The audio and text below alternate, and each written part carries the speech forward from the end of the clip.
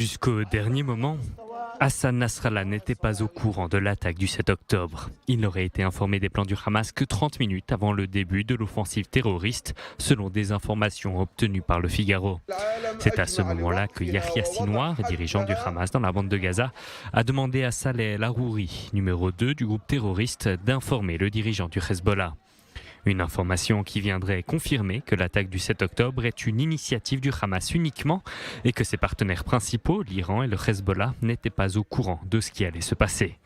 L'article du Figaro affirme aussi que si un grand nombre de membres du Hamas étaient au courant de l'opération, seuls les 4 plus hauts dirigeants militaires du Hamas à Gaza en connaissaient la date.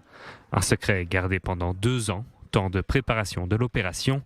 Durant cette période, de nombreux combattants du Hamas ont pu se rendre au Liban pour s'entraîner. Pour s'y rendre, ils auraient prétendu aller à la Mecque pour faire leur pèlerinage. Au lieu de rentrer vers la bande de Gaza, ils se seraient rendus au pays du Cèdre. Pour éviter les renseignements israéliens, le Hamas aurait changé les commandants de plusieurs de ses unités et de ses services de renseignement, discrètement. Ainsi, les ex-commandants ont fait mine de poursuivre leurs fonctions.